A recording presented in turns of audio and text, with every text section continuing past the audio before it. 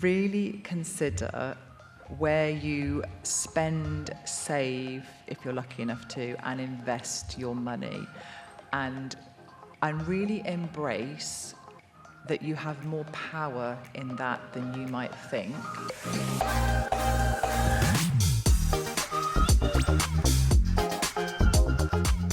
Hello and welcome to Green Queens, the perfect podcast for imperfect environmentalists.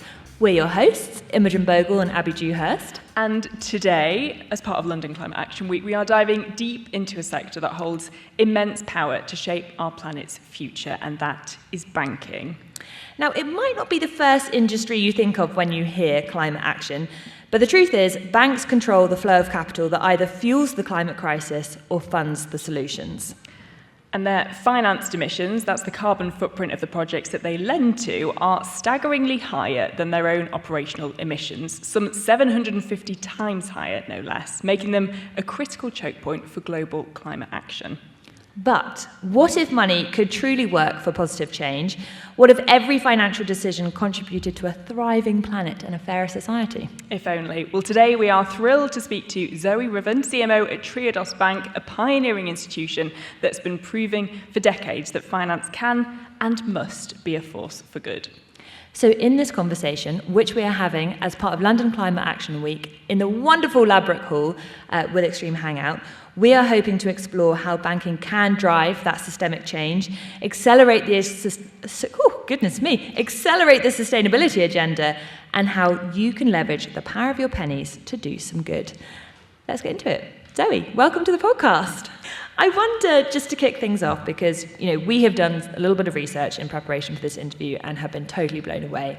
But for those who are listening along or here in the audience, can you kick us off by telling us precisely who you are and what is Triodos Bank? Big question. So precisely, I look after marketing and communications in the UK for Triodos Bank.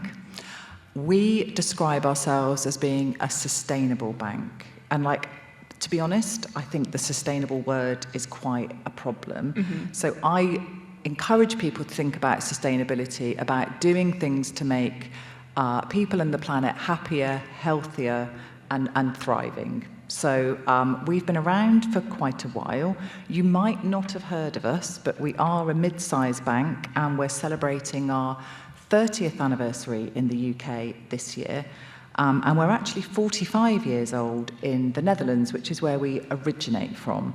So back in 1980, there was a study group, I guess, of 4 fellas. They were white Dutchmen. And they started to explore how could finance be used or how could it be managed more sustainably, and how could money be used to address inequality, societal and environmental challenges. And the result of their study group, they could have decided to set up a political party, they could have taken to the streets and campaigned.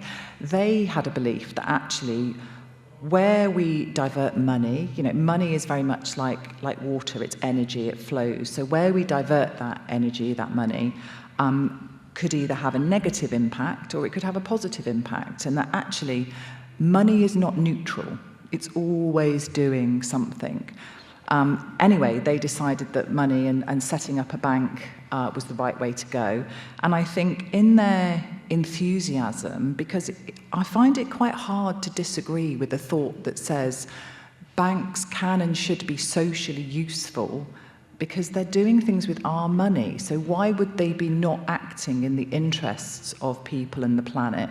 So I think our founding fathers, as I referred to them, I think they thought it would take about 20 years and they'd have changed the entire banking system, because when you step back and think about the man-made systems that we have created, they weren't made by nature, we made them, and therefore we can unmake them. So I love that they had that energy and that optimism. Sadly, 45 years later, we're still plugging away. Yeah. So we believe that actually, from a societal point of view, we choose to use money to only have a positive impact, and we're actively looking to fund solutions to society or the environment's problems. We think that our customers should have a right to know exactly what we're doing with their money. Radical, right? Yeah. Radical transparency. So the fact is, we publish on our website details of every single loan that we've made. We think it's right that people should all pay just fair fees and charges for their banking services. And we also think it's right that people should have access to just brilliant customer service.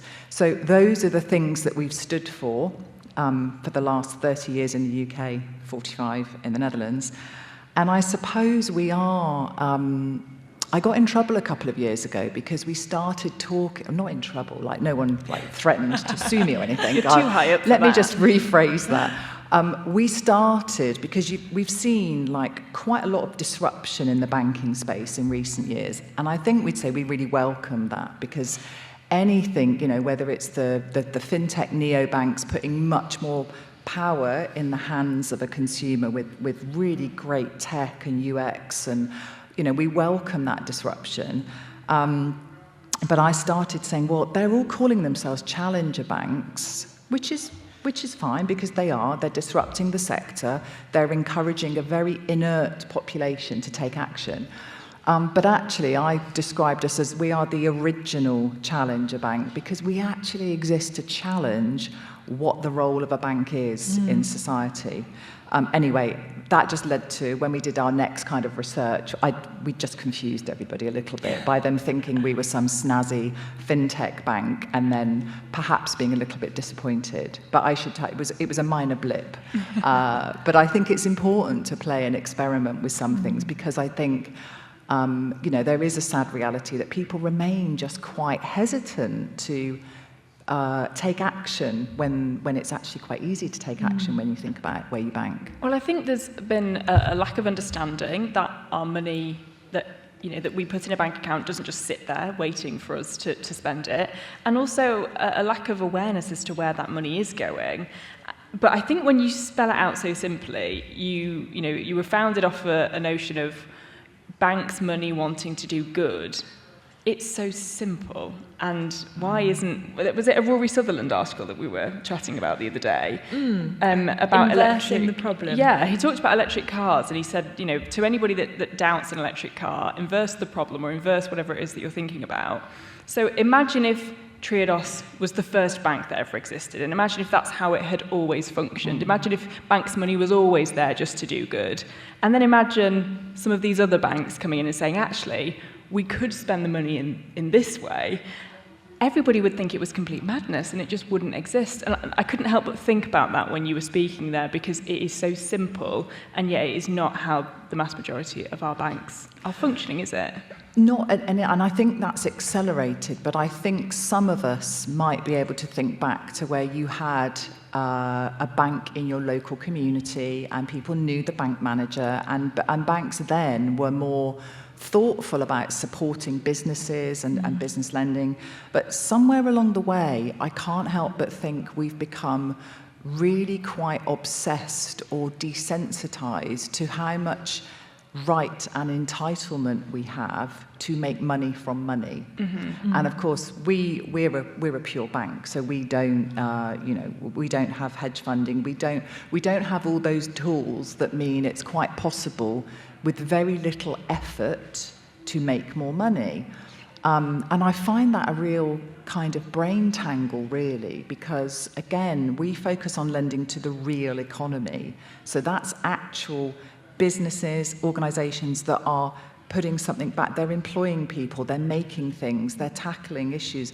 They're not doing nothing. So I think there's, and I hate to say it, I think we've all become a little bit greedy. Yeah. We've become quite, and on a kind of, on a human level, I can understand the want to live comfortably and have the best for yourself and for your family.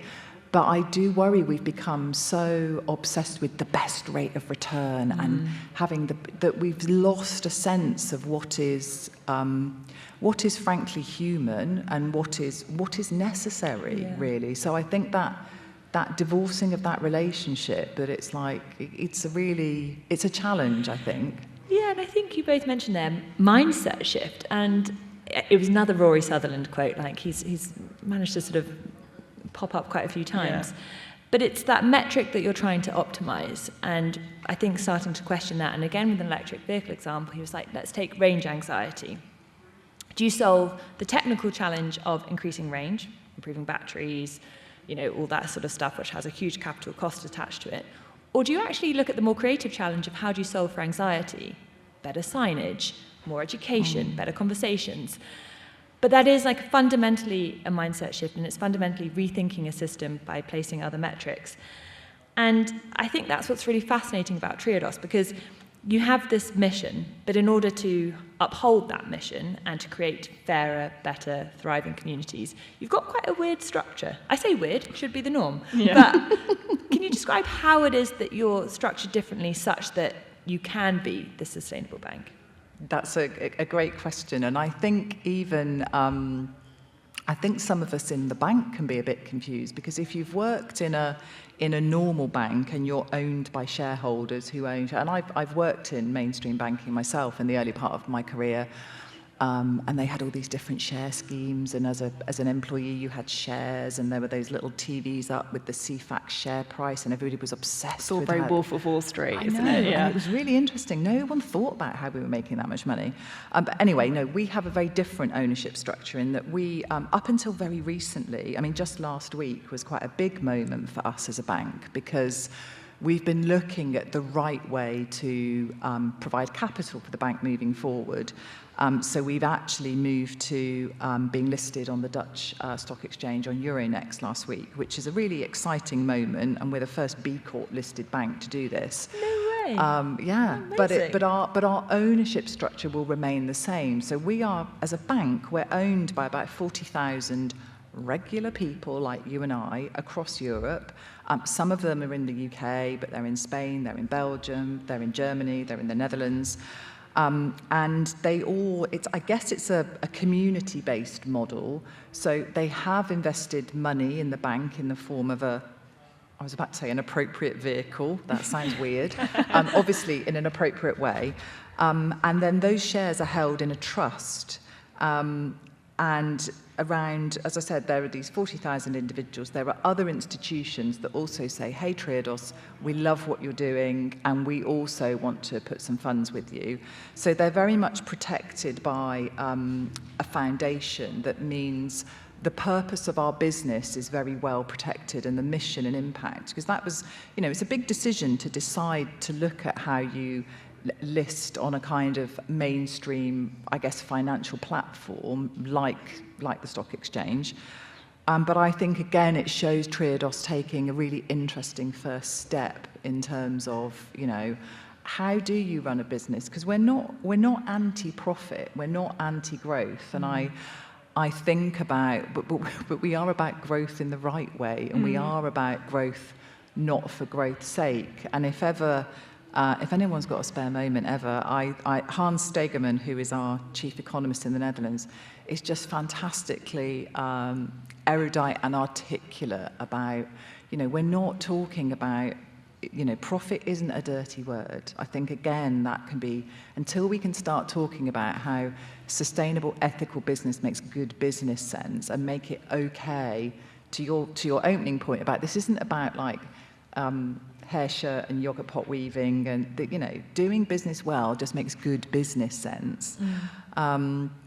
So I think it's an interesting way of thinking about it, and we're very thoughtful about how can we absolutely protect our culture and our mission, playing with more mainstream ways of doing banking. So yeah, that's a little bit about how we're owned, which is it is very unique. And you mentioned that your main priority is to fund projects and businesses that will better the planet and the community. What is your process for sussing out who gets what, and how on earth do you even begin to fizzle out, I guess, the wheat from the chaff? Oh, it's a complex. Yeah, I bet. No, I'm joking. It is clearly we have very experienced relationship managers who will have very deep understanding of the sectors that we support. And I guess I'd give examples of like healthcare, social housing, charities, renewable energy. So initially, if a business organisation comes to us, we'll be assessing what they do against something sexily called our minimum standards. And that's the very first hurdle. So we automatically rule out any industries or organisations that are having a negative impact. And that would be something like we don't ever fund anyone who's involved in fossil fuel extraction. We don't get involved with tobacco or with gambling. So that's the kind of first hurdle. But, you know, I was listening to one of your previous podcasts with, I think it was Juliet Kinsman. Yeah. And she was talking about the need to not be judgmental about where people are and how a lot of things are nuanced. And actually, for us, you know, the next hurdle we'll look at is we'll work really closely with that customer to understand the positive impact that they're either currently having or that they're planning to have across social or environmental areas. So a good example of like a challenge where we might lend, but you might think, why are they lending? Is we might talk to, say, a farmer who's doing really intensive, non-regenerative farming, but he wants to move into organic farming. And he wants to move from having factory-reared hens into free-range organic hens. So some of the dilemmas they're dealing with are, you know, how do we get really comfortable and do enough deep due diligence with that customer to say, actually, yes, we will support you to go on that transition, because if we don't do those things, because we take a different look at farming to, say, the mainstream banks, you know, it's high risk, there's not a lot of money, the farming sector in the UK is really struggling, then who else will? So those kind of dilemmas come into play, but it's very much about that human connection and really buying into. So it wouldn't be unusual for a relationship manager to go out to visit a customer, and I'll give a slightly emotive example of maybe a care home. You know, care for the elderly, it's an issue deeply close to my heart, you know, having had grandparents go through the care system. And if we make a visit to a care home and we have the slightest doubt that we think the way that home is being run is not aligned to our values, but also to what the customers put on their application, it has been known that we'll walk away and say, sorry, you know, this doesn't feel authentic and true, and we're not willing to support you, which I think is, you know, having integrity and how you approach doing business is really important. So there's a lot in that personal connection and really working to understand that positive impact. And then once we've cleared those hurdles, I mean, clearly the numbers have got to stack up. So then, you know, then the relationship managers are working closely with our credit and risk team. I would say we're not a huge risk-taking bank, and that's seen us well through different financial crises and things. I think on a personal level, I think we'll have to think about that as the need to accelerate action to tackle not just the climate crisis, but the social injustice that's connected to that. And then finally, when I'm making it sound like a really long process, but it's quite in-depth, you know, that's when we get to the point where we will publish the details of the loan.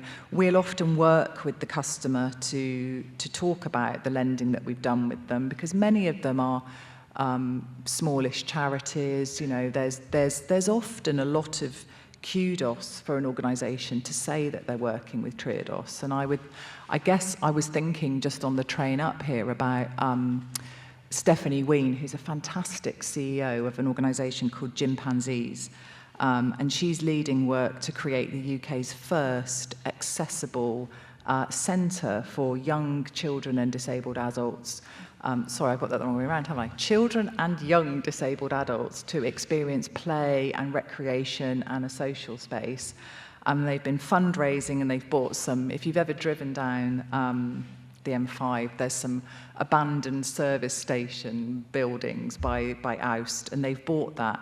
And she was talking about how helpful her relationship manager, John Sharp, had been about, you know, it's an in-depth process for any organisation trying to get lending to grow. And she was, she spoke at a recent event we had and said, huge thanks to John, who really, it was very laborious, but he made it almost not quite that bad, which we took as that was what real a compliment. praise. I hope Absolutely. you put that on a billboard and said, Yeah, not quite that bad. We make it not quite so bad. Yeah. But it's fascinating that, you describe that some of the people that you provide funding for are not perfect, but they have intention to be so. Absolutely. And actually, that pathway to get to being better requires investment, and it requires trust that that investment is going to come, or that they are going to deliver on those promises.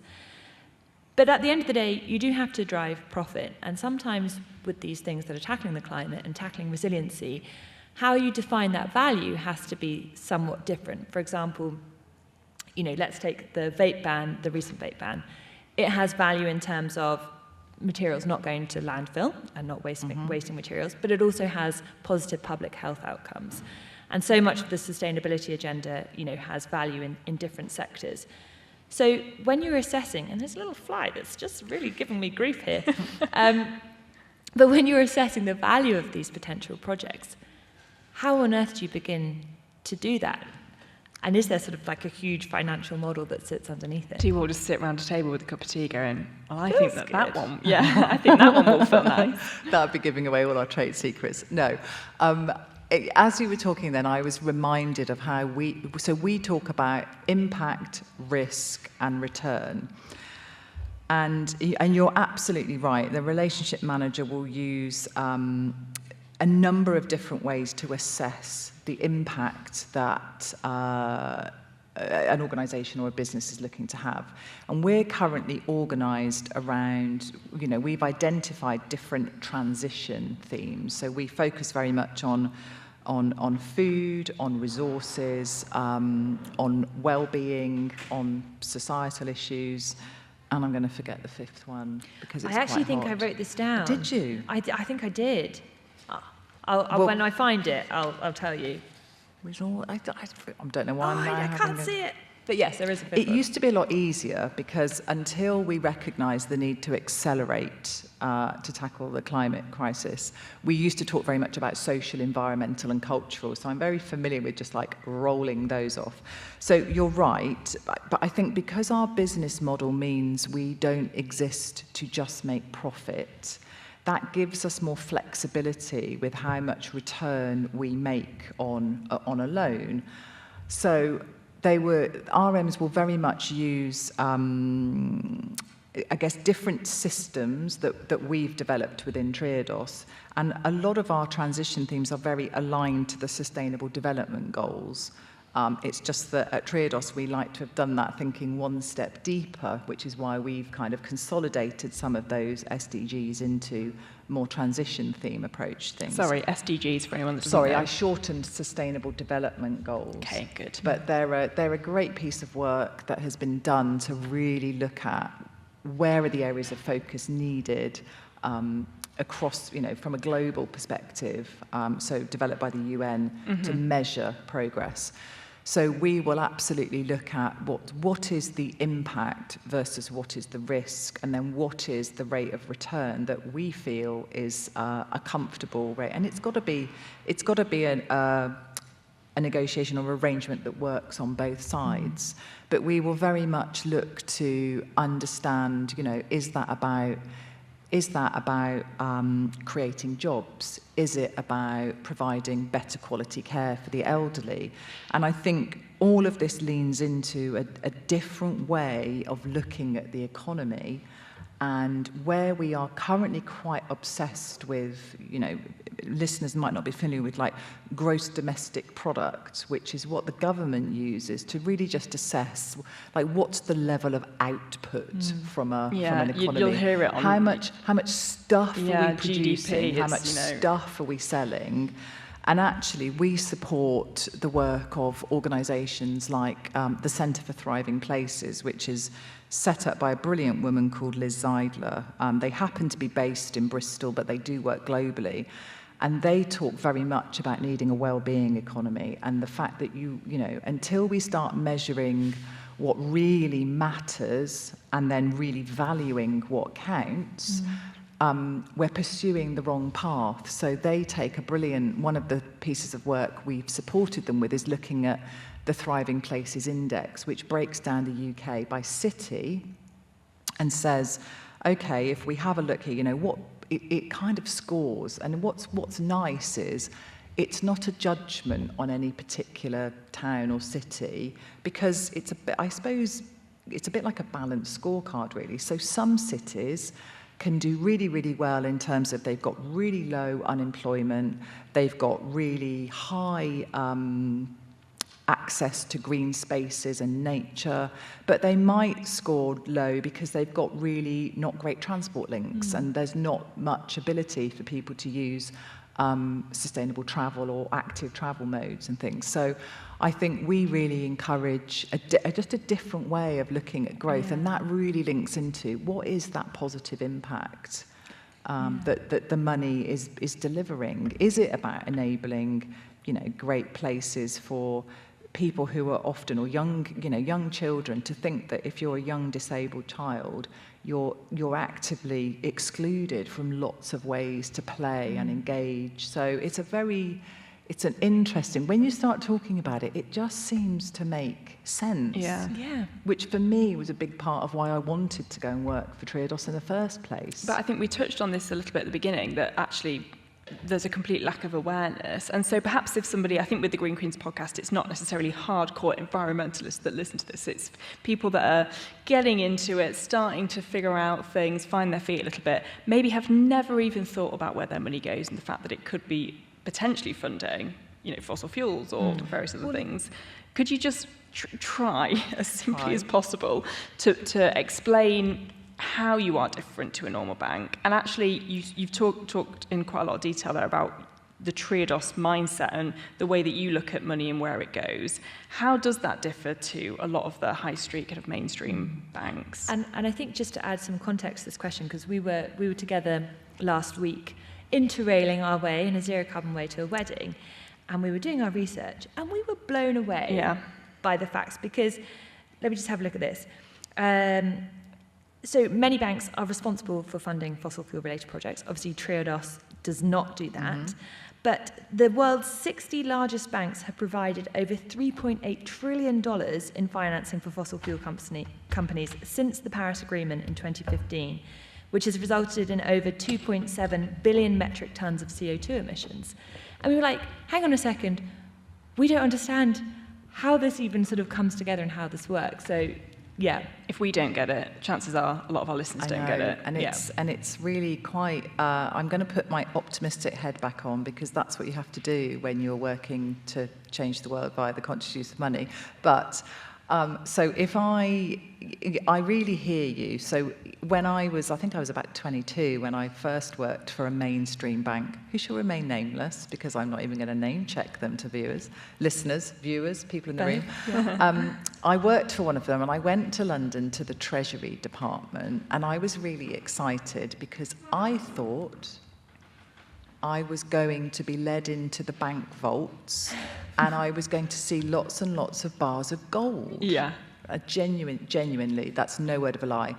And they showed me down to all the bank vaults, and there wasn't loads and loads of gold in there at all. And then they showed me to this little office at within the Treasury Department. Like, it was a small, square room, obviously, and there were screens all the way around. And they showed me how those screens showed money. And you know how I said at the beginning, money is energy and it flows and it's constantly moving. And I think that's a concept that is quite hard to understand. So they showed me how, as a lay person, you might hear about the NASDAQ or the US equivalent, which has escaped my mind.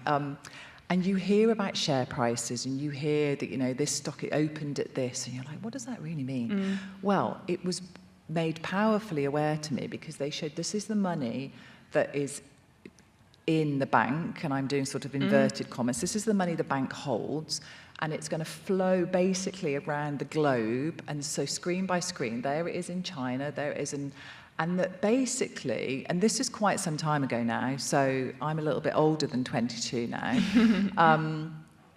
But every single night, I say night because the money never sleeps, right? It's always doing something. Every single night, there's a massive hole. And I was like, what? And they said, so basically, the clearing banks, and there's 4 in the UK, they take it in turns to underwrite that big hole. And I was like, well, what with? And they say, well, just if there was like a major issue or crisis, then I said, what, a bit like eeny, meeny, miny, mo, who picks up well, in this case, in the past, it was the government, wasn't it? But anyway, so I was just like, that's really crazy. Yeah. So it's not real money. And they're like, oh no, it's not real money. So it's that flow of energy. And I think, to be honest with you, it's really difficult. If you think about it too much, you can really start to make your own head hurt. Yeah. So part of the reason, and that's before you get into quite complicated, different ways of doing things with money, like wholesale banking and hedge funds, and really quite extractive practices. I don't know. The best example I'd give is if anybody has watched Billions. Have you watched Billions? I think I've watched a few episodes. I mean, like it's addictive, but it paints a picture of those really big financial organizations that they just exist to trade on the stock market. So because we don't do any of that, and our model is so simple because unlike those other banks that have got this flow and it's about making money. So, let's say you go into one of them and you say, I'd like £10,000 to buy a car, and they go tippy-tippy-tap on the keyboard and the money arrives in your account. That's not really real money. That is access to funds that via that bank they can draw on. Whereas for Triodos, our model is so straightforward because we basically say, hi, if you'd like to come and have a fair rate of return and give us your money, and we promise to only do really positive things with it, we will pay you a rate of interest, and your real money is going to sit here, and then your real money is going to be lent out to real organisations delivering real impact. And the bit between the two, so obviously we will pay a saver a rate of return, and we will charge a lender a rate as well, and the bit between the two is our profit. And again, because we're not existing to maximize that profit, so it's really, there's no fake money, there's no like funny stuff system. Yeah. It's like, it's so simple. But then don't you think that at times a lot of the solutions we need in society are actually quite simple? We just need more education, awareness, government action, NGO action, all of us to decide that this isn't the way we want our money to be used, or the world that we live in. Like, we haven't got, it sounds really trite to say, we haven't got another home, where there is no planet B for us to go to.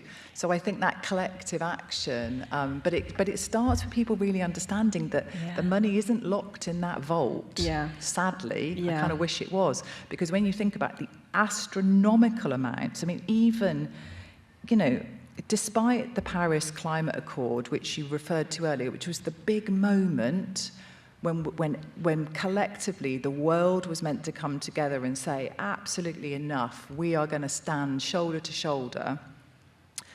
But of course, they don't make the banks stand shoulder to shoulder. So since then, they have, even just between 2023 and 2024, they've pumped 120 billion still into fossil fuel financing. And you don't even have to take my word from it, but the Banking on Climate Chaos report came out just last week. Yeah. And that's compiled by an international coalition of NGOs, because I think having that independent view is really important. And I think where it can feel overwhelming, it's just not. If you are fortunate enough to have savings or investments, and I say that, take a look at Triodos, great, but don't just come to us. We may not be the right bank for you. but put pressure on your own bank, or ask questions and be curious, because the more people ask and the more people say this is not okay. And I talk about, wouldn't it be brilliant if mainstream banking that was just extractive and didn't add value, wouldn't it be great if that became as socially unacceptable as smoking in public places? Yeah. I think absolutely, and I think, you know, it comes back to what you said earlier around, well, the metric that you choose as the one of success, that's the one that gets improved. And actually, what that's done in traditional banking is create a hugely complicated and hypothetical system that's based on weird maths and nothing kind of tangible, and actually needs to measure something else. And it doesn't feel very inclusive, I think, because of that. You know, there's a lot of people that kind of grow up, get told to open a bank account, and then don't really understand or know or you know, can't get their head around how it works past that point. So I think this is where, you know, you spoke there about the importance of education. You've got quite a big job on your hands as Chief Marketing Officer in trying to educate and in trying to get the messaging out there. But I wonder, from your perspective as well, where marketing comes into all of that. You know, when you do look at Triodos, we're not seeing you on the high street in every single town and city. We're not seeing huge adverts on television or social media necessarily. What is your process, and what are you kind of thinking in terms of trying to get that messaging out there, and understanding and knowledge as well? See, it's just as well that I really love a challenge. And I actually find working with, it won't surprise you, I don't have the marketing budgets of the mainstream banks. Frankly, I don't even know what I'd do with all that money. You could sponsor Green Queens to Yes, start. absolutely. Totally. If I did, that would be a given. But you know, the likes of some of our competitors, they're spending like 40 million a year on, every bank wants your current account. And why do they want your current account? It's because that is the platform, the moment from which they can cross-sell you other products. Because no bank is making money out of your current account. They just want it because once they've got you, they know that you probably won't be asked to go and do anything else. Yeah. So I think the more we can, educate people on that. I've really lost my thread. Can you just remind me of your question? Your important role in marketing. Oh, God, my actual job. Yeah, that thing that you're paid to do. That thing I'm paid to do, yes. So you're right. We are really fortunate that we have about 90,000 customers in the UK. And I'm really blown away by how willing they are to advocate on our behalf. Yeah. And you may have seen some of the testimonials. And that, for me, like, we're not a shouty brand. Even our 30th anniversary is not a moment to pat ourselves on the back and go, oh, aren't we so great? We've done 30 years. It's not about that. It's about what, by being a bank, we've enabled our amazing customers to do. And that includes our personal customers and our lending customers. So I think it's so much more powerful. So it won't surprise you that a lot of our customers find us by word of mouth. It's their friends, it's their family, it's their podcast, it's their podcasts they listen to, because we all know in a world where we're being bombarded with advertising, with lots of messaging telling us, buy this, eat that, It can be overwhelming, but who do we trust the most? Your mates and your family and the people closest exactly to you. That. And that's why I think I've always been just so grateful that customers, and some of them are really high profile and well known, people like Chris Packham, Lily Cole has done a campaign with us a couple of years ago. We have those people, and some of them are so, Mark Rylance, the actor, some of them are so incredibly generous that they will, because we're not, some of my previous experience working in a more charity space, people did a lot of stuff for free because you were a charity. And obviously we're a business, but I'm blown away when someone like Chris Packham gives us his time for free and absolutely says, I so believe in what you're doing. How can I help? That's brilliant. And I think the more we can tell the stories, not about ourselves, but about the impact our customers are having, and the more we can ask our customers. So in our marketing materials, you will never see a what are they called? Not a fake customer, a model. We don't use, we really try to avoid like stock imagery, and we're not going to pretend that the person you're looking at is not a real customer. So they're all real customers. And I think that's why, like I said, I'm hugely grateful. And every ISA season is a big moment in banking land, because that's the moment where, you might be aware that in the UK we all have a personal allowance, which is an amount, I think it's about £22,000, that you can save or invest without paying tax on it every year. And as the tax year finishes, which is at the end of March going into April, you'll see from all the kind of banking and finance providers, use your ISA allowance, and then when we get into the new tax year, it's like open a new ISA. So it's quite a big moment, and it wouldn't be unusual for us to email our existing customers and say, hey, look, we really want to talk about at the ISA moment, we really want to encourage people to think about what they're doing with their money.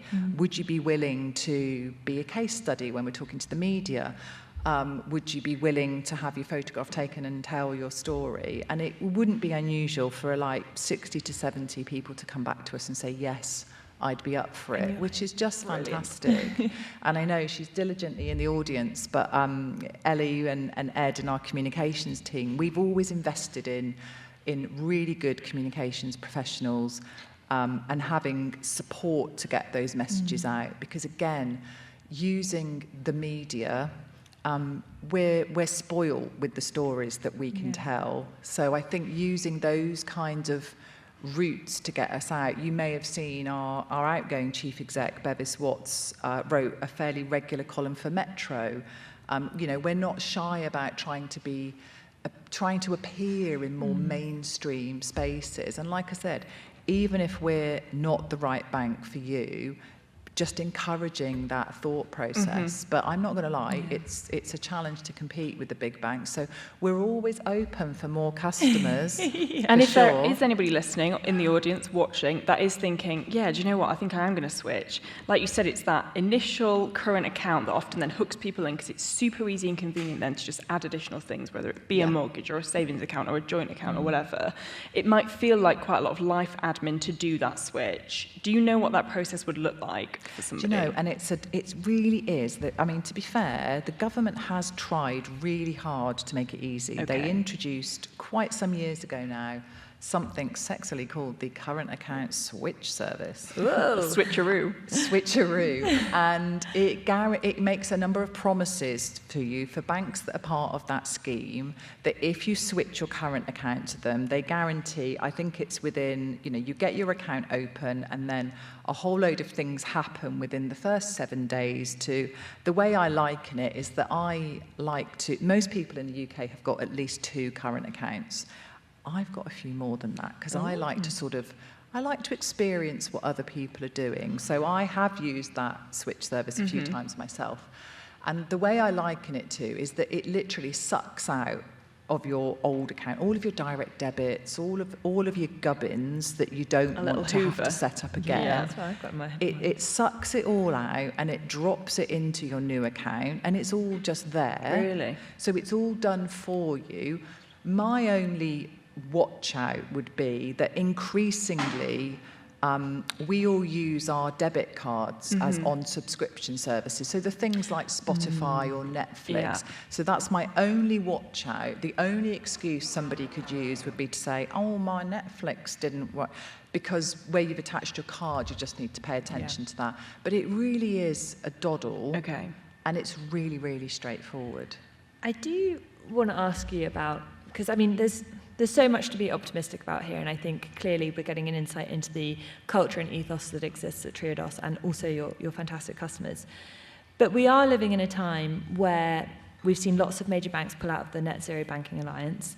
We're seeing less and less money going towards renewable projects or clean energy projects. Triodos did actually also pull out of the Net Zero Banking Alliance, but for very different reasons. I think citing them that they weren't quite ambitious enough. And I suppose on this backdrop where the climate agenda is that much more politicised, how How do you stay optimistic, and what should we be asking for from the broader banking sector? So again, we are based in a city that has quite a lot of financial institutions, and I think, occasionally we swap people.